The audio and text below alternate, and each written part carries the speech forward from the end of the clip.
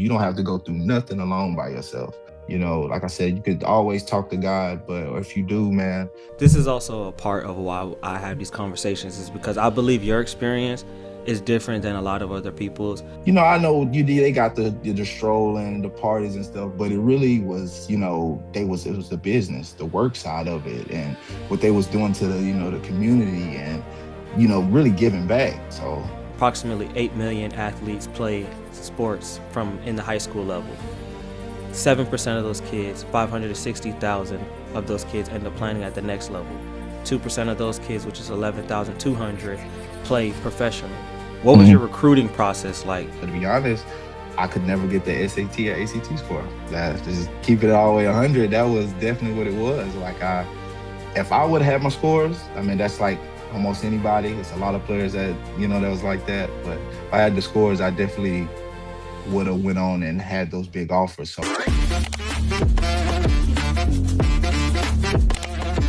Welcome back to another episode. It's yours truly, Buckley on Air. I'm here with another special guest. Like I tell everybody, with Back to Life, we're talking to athletes that play collegiately or professionally about that adjustment to life after sports. And it's very important to understand approximately 8 million athletes play sports from in the high school level. 7% of those kids, 560,000 of those kids, end up playing at the next level. 2% of those kids, which is 11,200, play professional. So the importance of understanding transitioning out of sports and the life after sports is very important. Today I have a special guest with me, Anthony Brown Jr. How you doing today? Good, man. How about yourself? I'm doing good, man. I always love having these conversations, so I appreciate you for being willing to tell your story. And I appreciate you for having me, man, for sure. So we were speaking a little bit earlier, but you played football. So first things first, why football?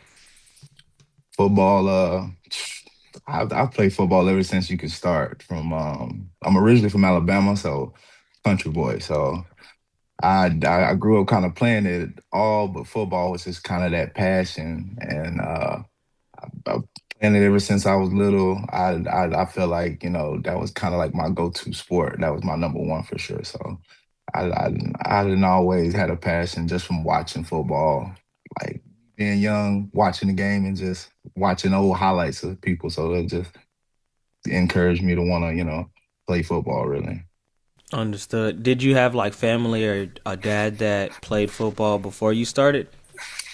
See, my dad was a baseball player. Okay. He played football too, but baseball was really his main sport. And my grandfather was all three sports, but he was a baseball player too also. So I my cousins, me and my cousins, we I think we were really the main football ones that like that's what we really wanted to do. So I'm kind of curious. You said dad played baseball, granddad played baseball. What made you say, I don't want to play baseball? I'm going to go do a different sport? I actually love baseball. I was Okay. actually really good in baseball, but coming up in Alabama, I was playing three sports. I didn't start playing basketball in middle school, but baseball and football was like my main. And Mm. coming up, they was like, I was really big for my size. And it was like, you might be too big to play baseball that time. You might have to narrow it down to just two sports to focus. So I was like, man, I started liking playing basketball. I was like, man, this is fun. So I ended up rocking out with basketball and football. I stopped playing baseball in like before I got to high school, like eighth Okay. grade. Yeah, but I actually kind of regret it. I wish I would have kind of stuck to baseball a little bit, man. I I miss it. mean, I mean, life goes the way it goes. So like, you make a Yeah, decision and you got to live with it. yeah, Um, for sure. you with you playing football, you play tight end and receiver. Was there any reason why those particular positions stood out to you, or was it just the position that they put you in? Definitely the position they put me in because my size. I'm 6'5", but growing up as a kid, I was always probably really the tallest kid. But I actually played running back and linebacker, and running back was my main. I was really, really nice. Like I'm no like cocky, but like I was really good at running back. Like, but I was getting big. I was getting bigger, and a lot of them was like, hey, you might have to transition to something else. So about time I moved to Georgia and got to the high school I was at. Um, Coach asked me, "Can you catch?" Like, yeah, and sent me on a post route. I mossed the safety, and I was at tight end from there on, pretty much. Gotcha. Yeah. So with you playing tight end, and something that like I see often in football, especially in the high school level, is you don't typically have a lot of quarterbacks that can throw the football. So for you, were you able to flourish as a tight end, or was it just your size that kind of helped you with the recruiting? I say my size, but also my quarterback. We had a lot of weapons. Our quarterback situation, I'm not gonna say we had the best quarterback. Like he did it just like he did his best with like getting it to us. But once he got it to us though, like in our hands, it was raps. Like Okay. we had a bunch of stars. But I flourished. I felt like I could have definitely showed a lot more of my game. But in high school, I definitely did what I had to do. And then counting my size too, I was like, I was very dominant. You said that you moved from Alabama to Georgia. Was when was that, and was that transition from moving from one place where you're comfortable to another place? Was that difficult for you? It's a little difficult coming from Alabama because I felt like Georgia was more ahead than Alabama. And I moved to Georgia my second semester of my freshman year. So I did like a freshman year of high school, first semester out there. And my mom then was like, hey, they're in the entertainment business and, in Georgia, that's where it definitely flourished. And then better opportunities for sports. And then for my sister. And I was like, she was like, we're gonna move to Georgia. And a lot of people in Alabama didn't believe me because where I was at, I had definitely put a stamp my name for myself out there playing running back, coming up through high school. I had definitely got asked, me and another player in like my seventh grade year got asked to move up to no, eighth grade year. We got asked to move up to play varsity as linebackers. Mm. But I didn't want to do it because I wanted to stay with my same group with my friends and just rock out with them. So that transition actually ended up working out because I ended up moving that year.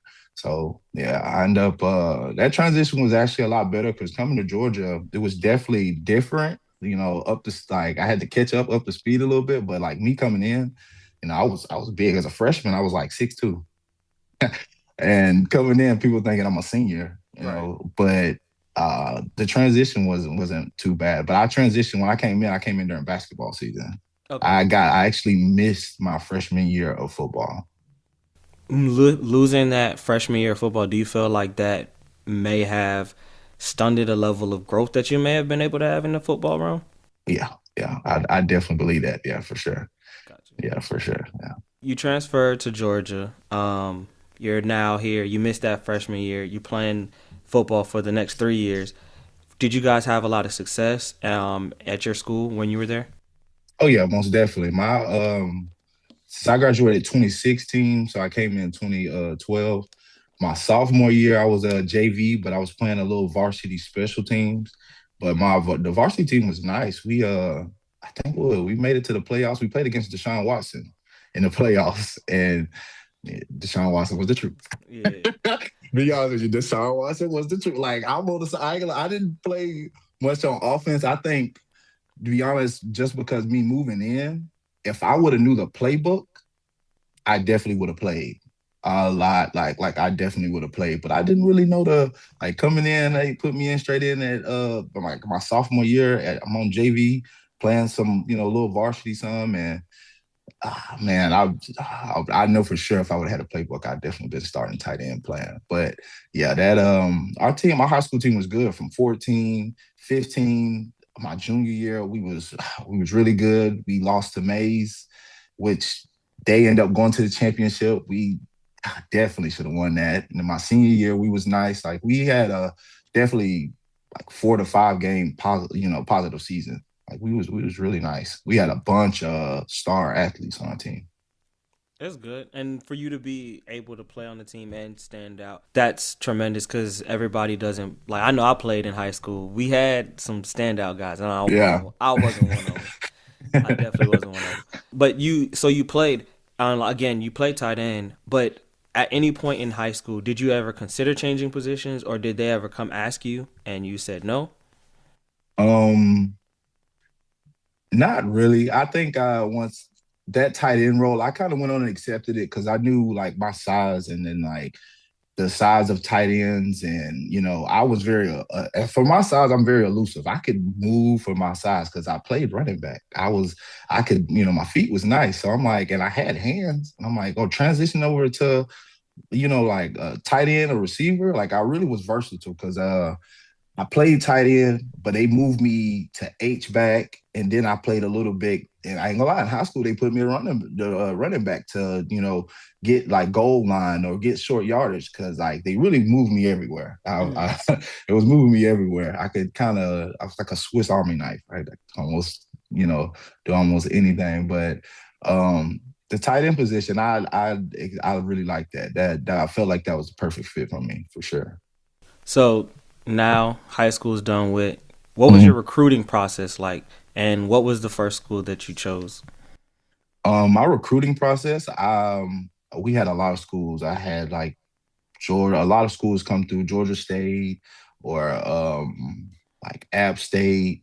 We had D1 double A's. We had a couple schools definitely come through. It was interested, but to be honest, I could never get the SAT or ACT score. That just Mm. keep it all the way 100. That was definitely what it was. Like if I would have had my scores, I mean, that's like almost anybody. It's a lot of players that, that was like that. But if I had the scores, I definitely would have went on and had those big offers. So I had at that time, what was going on? The recruiting, my head coach, he was doing what he could do, but I kind of put it in my hand. So to me and my mom, to be honest with you, my mom had I don't know if I was on like what is it like NCS? I can't think of the little page they used to have where you could sign up for recruiting, and I kind of put my highlights and stuff on there, and a couple small schools would start hitting me. Like I ended up deciding to go to like Middle Georgia State. It was the school was like Middle Georgia State University.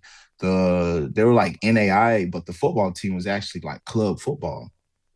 So I me and my cousin graduated before me. He's from Alabama, but we both end up going to the same college with each other. So I ended up choosing Middle Georgia State in a small town past Macon, Georgia, and Cochran. Lord, oh man, I'm that was I'm familiar with Macon, so I know it's like you said, small area.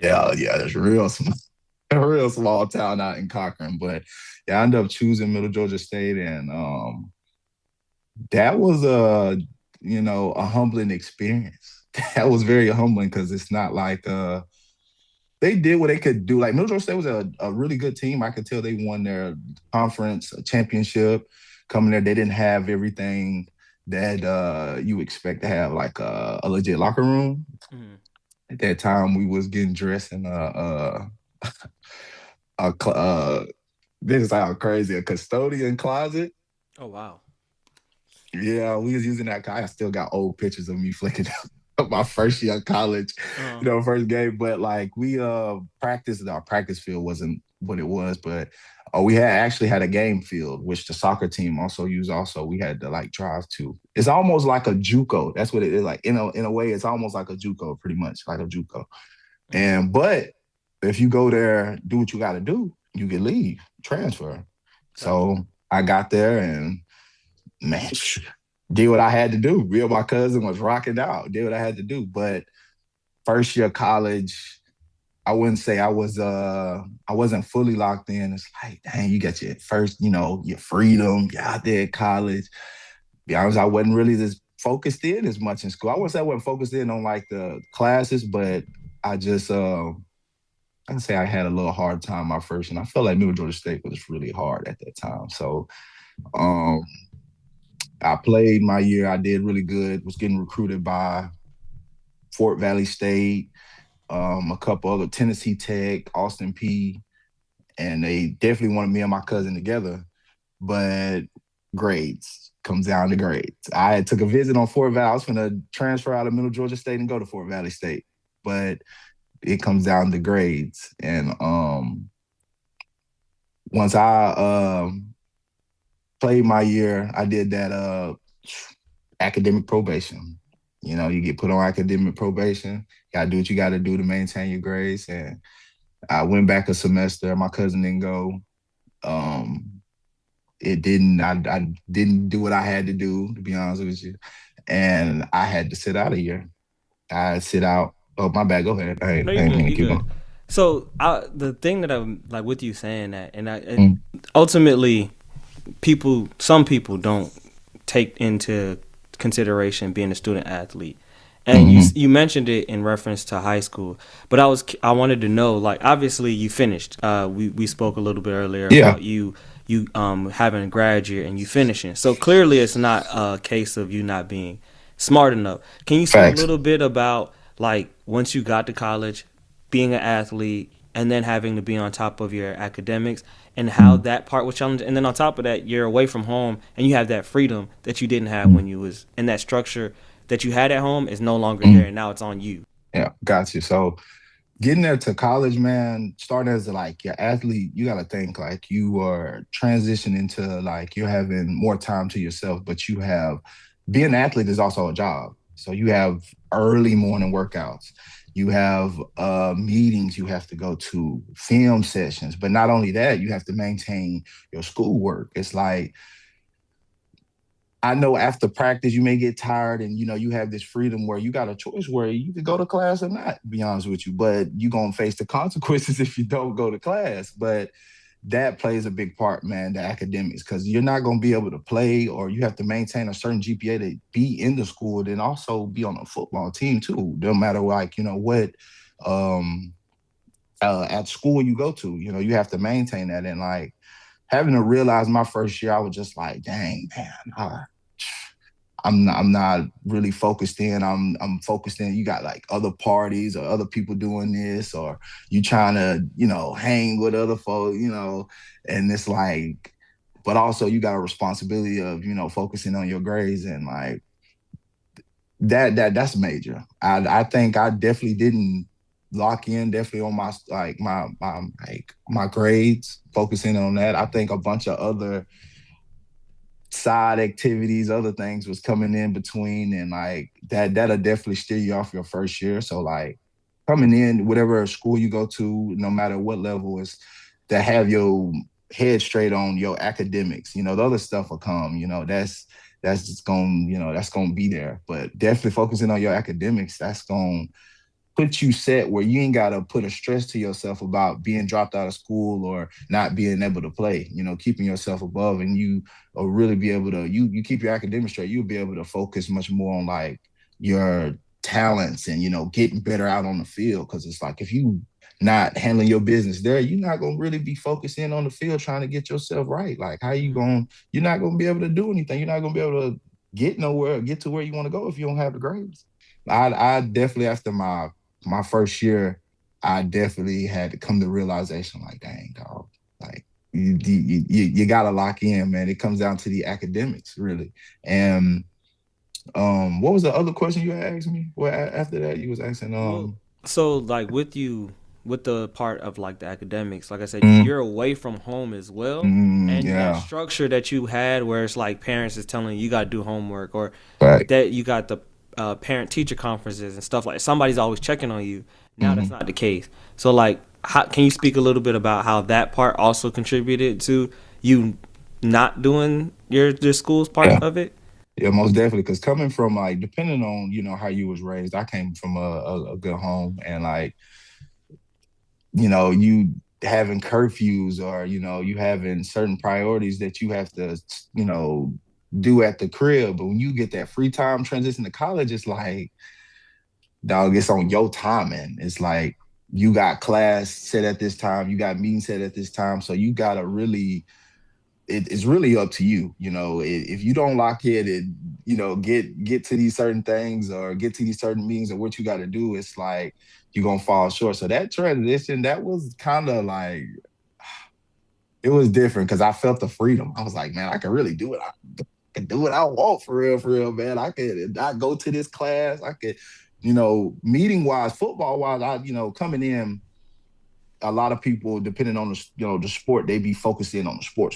So me coming in, I'm focused on football. I never miss no meeting or none of that. Football, I'm like, shoot, I'm locked in with football pretty much. And you got your free time football, then you got women, you got the girls there. So you trying to, you got all type of distractions. So it's like you got the free time to go kick it. So all that kind of defers in and, can throw you off your game of, locking in and getting your grades. So, having that and coming from, you know, that's from the crib structure, you having to lock on your homework, not having somebody check in on you. You have to really lock in with yourself and really, focus up. Like, hey, I gotta take some responsibility, some accountability on this. Like, hey, I got to get this done. Like this other stuff will come. Like, this is my mindset, of course, now, but I was younger, it's like you may not be you worried about all type of other stuff. Mm. And I think definitely coming in,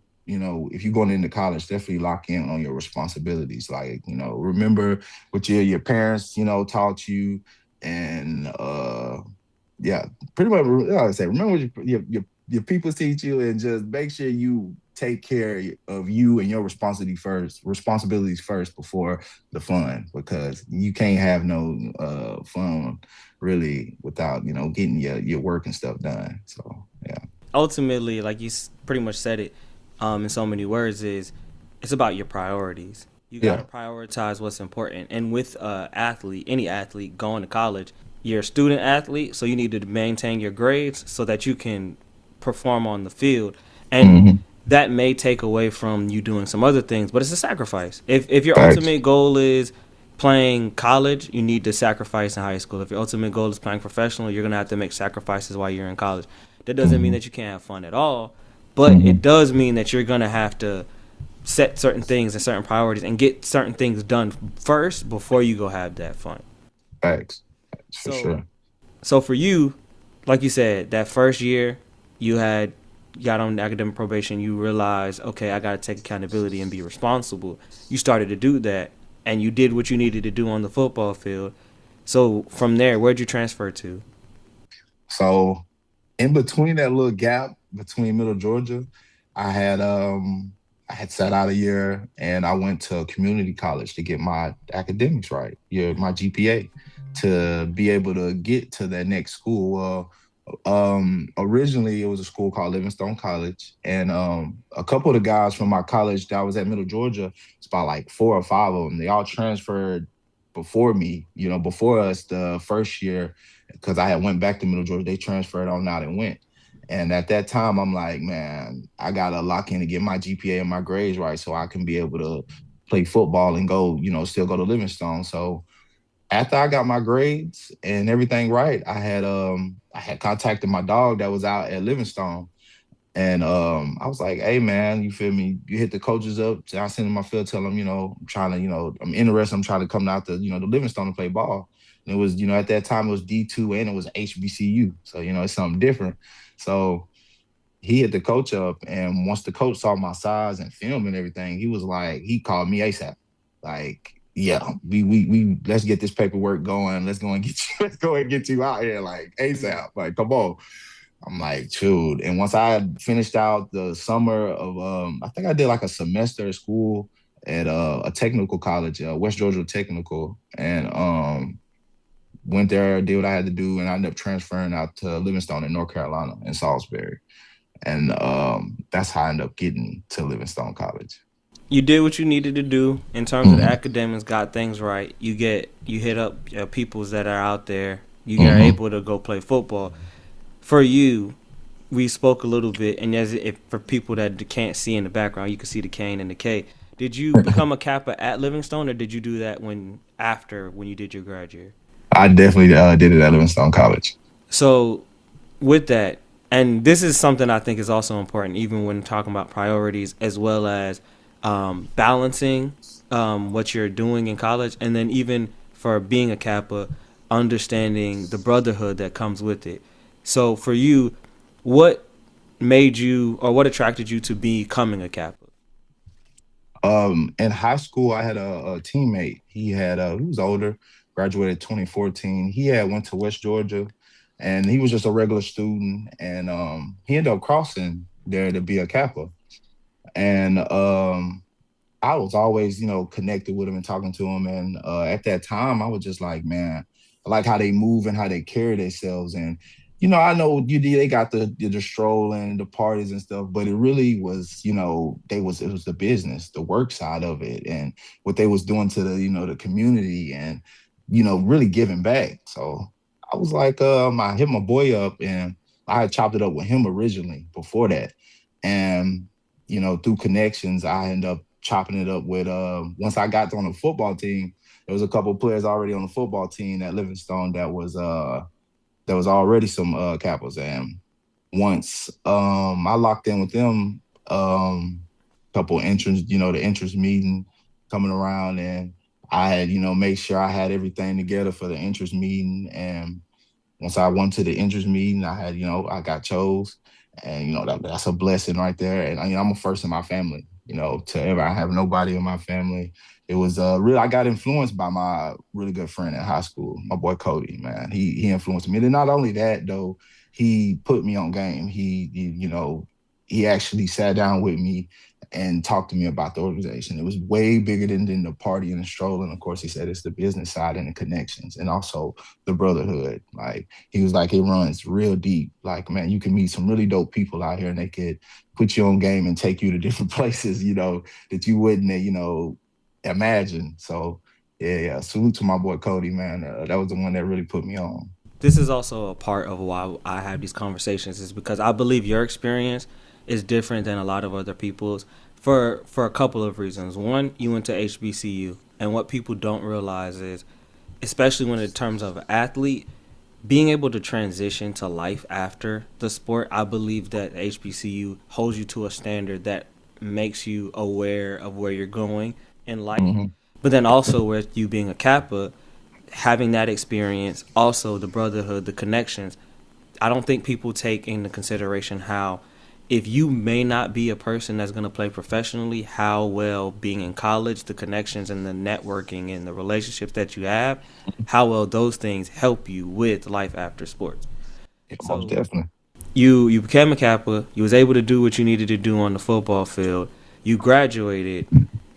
For you, you had another year, which you didn't end up doing a grad year. What went into your decision for that to say, okay, I want to at least give myself one more opportunity to play football, or was it just about getting a master's degree for you?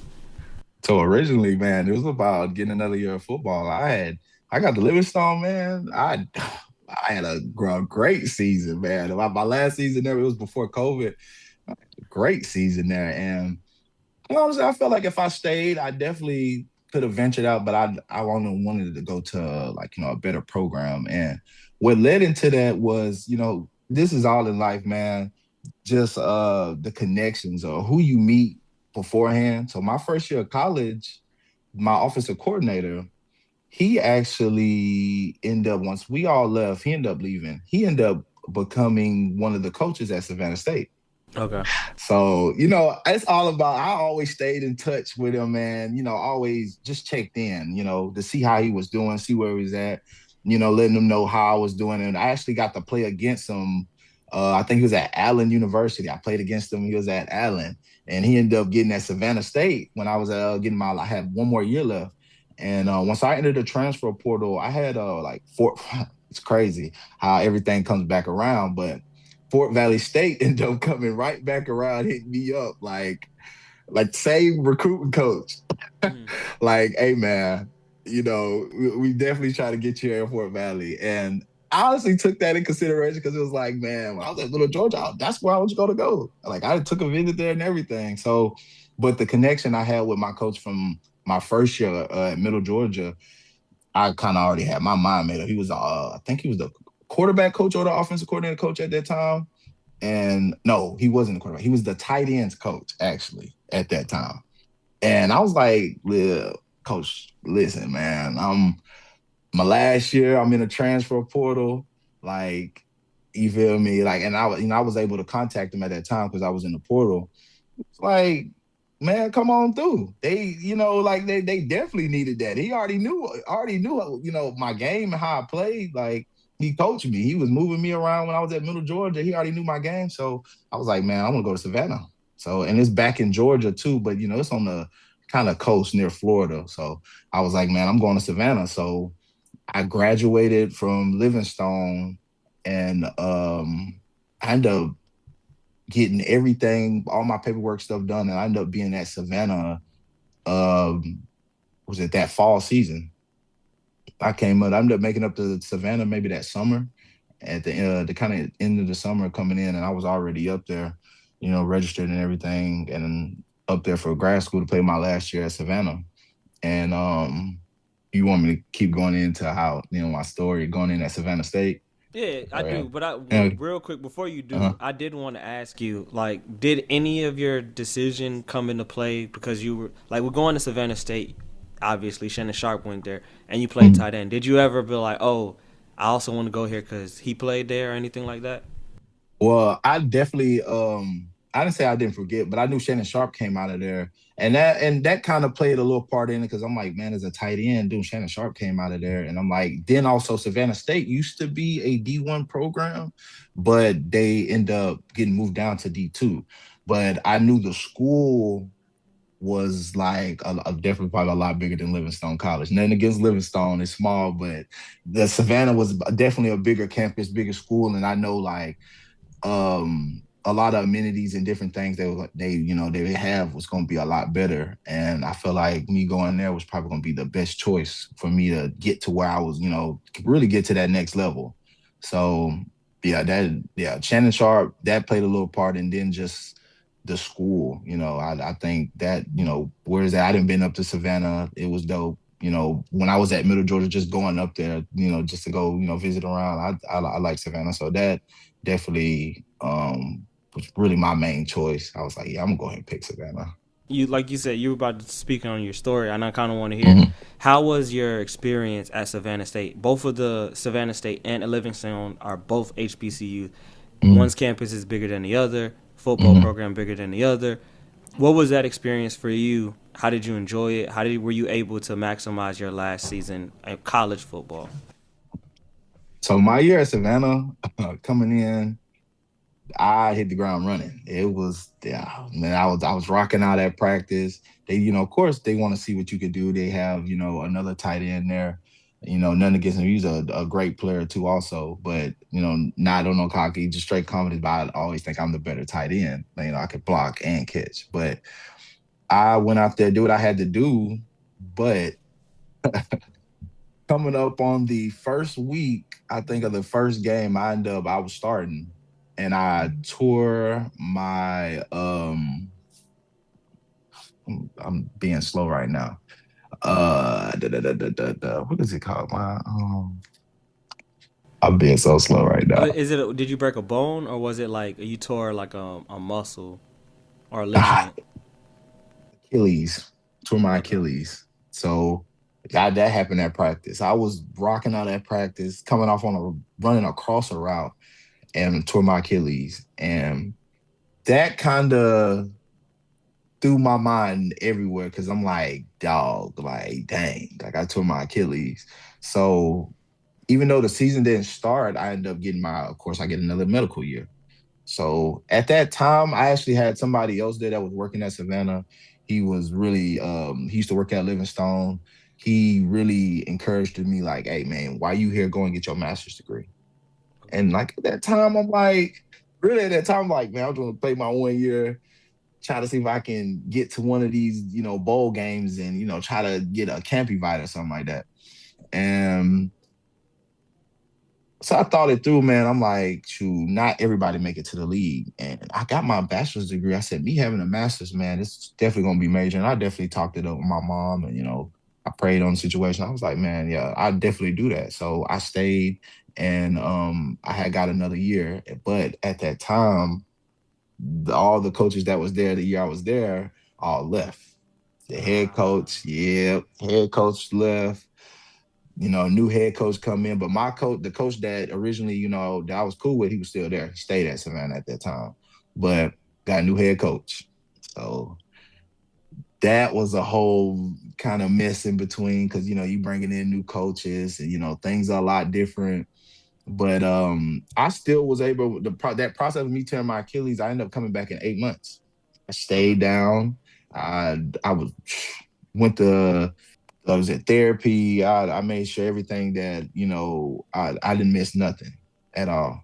So once I got to where I was fully able to run and move, I ended up coming back to the football field. I was smooth, like I ain't really miss a touch. Like I didn't think too much of it.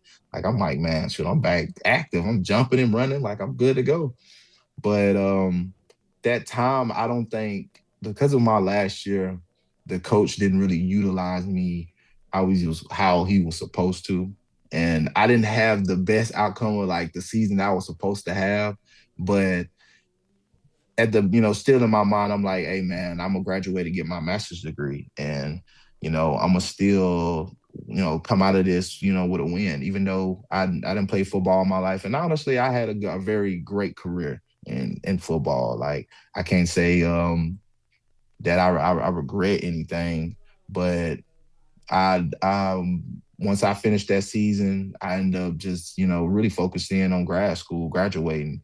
I didn't um I didn't really, well, I wouldn't say I didn't want to go to the next level coming up. The coaches at that time, I don't think they was really too focused on like trying to help you get to a bowl game to do something. I didn't really have any help.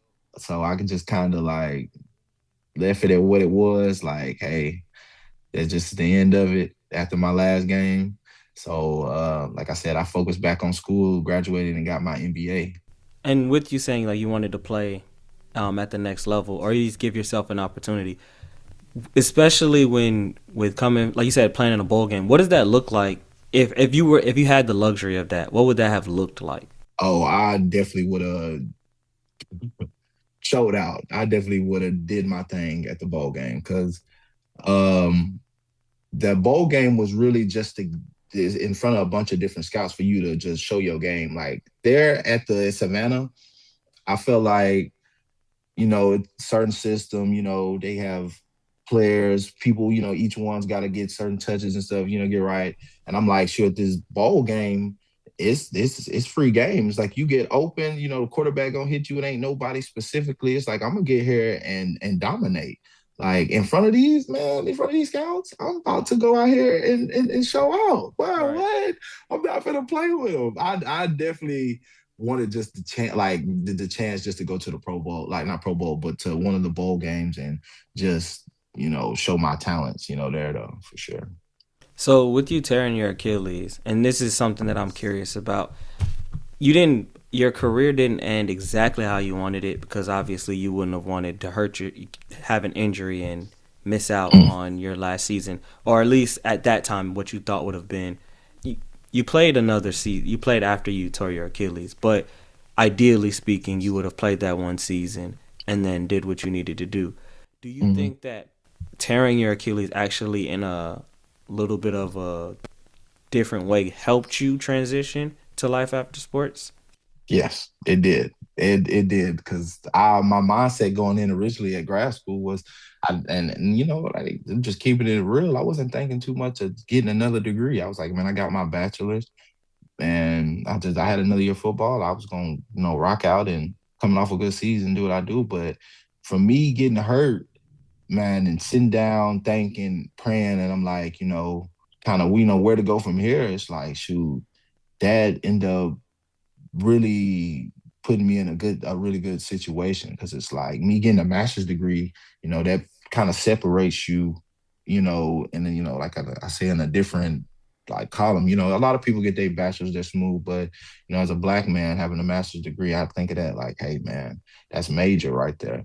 Like, think of that, like, that's something big, that can, from any job opportunities coming up, like not only do you have a bachelor's, you have a master's, to back you up. And I'm just like, yeah, that from me getting injured, I'm like, yo, that actually ended up working out really well for me. I think even with you telling your story, and to me, the thing that stands out the most is you started at one point where you said like you were struggling with the SAT, and that didn't allow you to go to some of the schools that you could have gone to.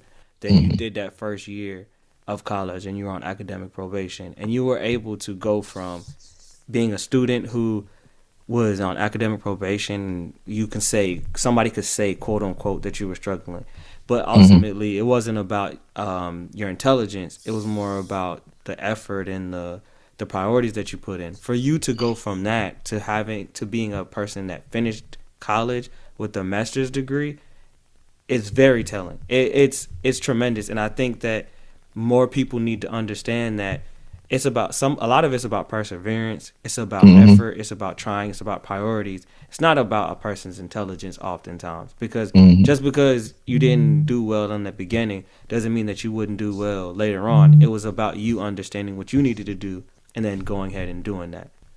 Last game, you ultimately kind of understood that next level is not a thing.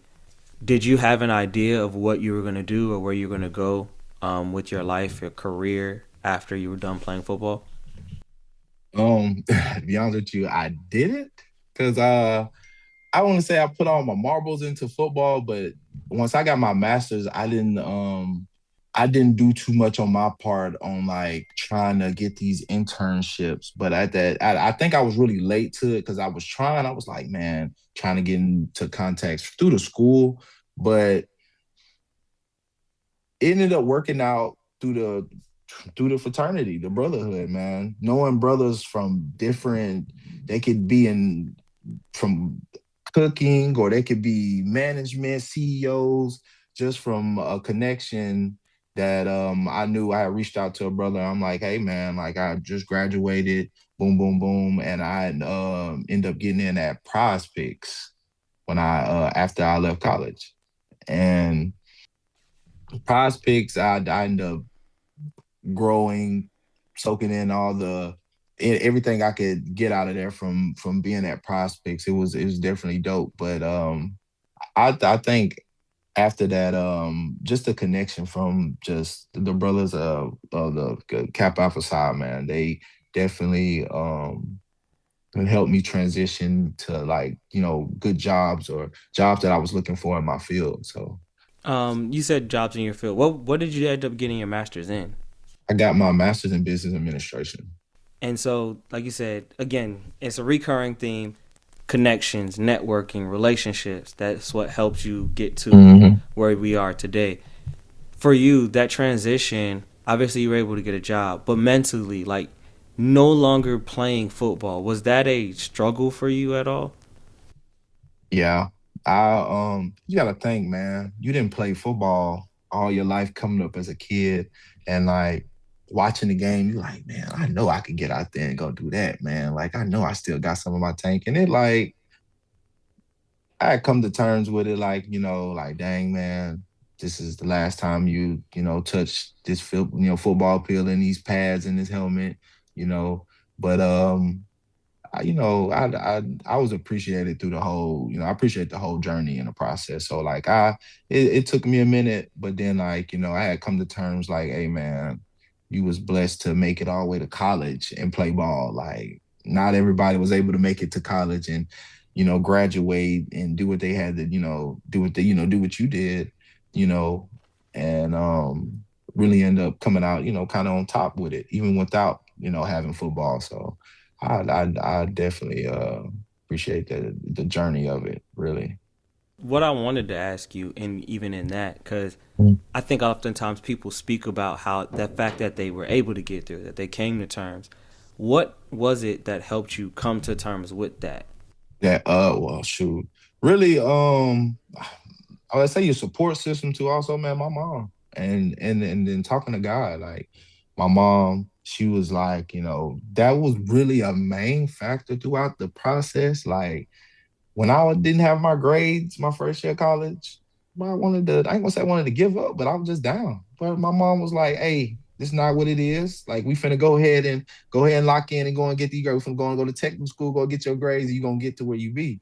And her pushing me and her talking to me through that, like, hey man, I know your process, you wanted to go to that next level didn't work out, but her, her being very proud of me getting my master's degree and her supporting me, that really helped a lot though. Like that really played a major part, big part. I don't know if that kind of answered your question or did I get off It track of it? no, it did, and I assumed to a degree that that's where you would go with it, just Mhm. because of some of the things you said earlier. Like earlier, you was mentioned that um, taking heed to what your parents say and following that path. And to me, you also mentioned a couple times about praying.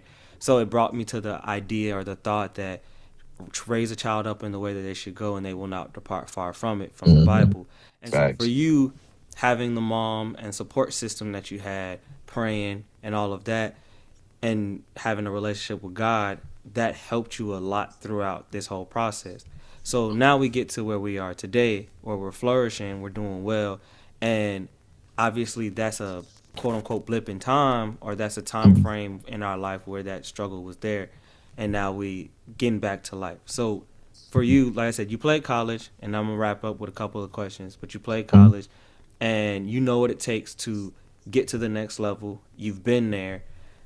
What advice would you give somebody that's trying to play at the college level?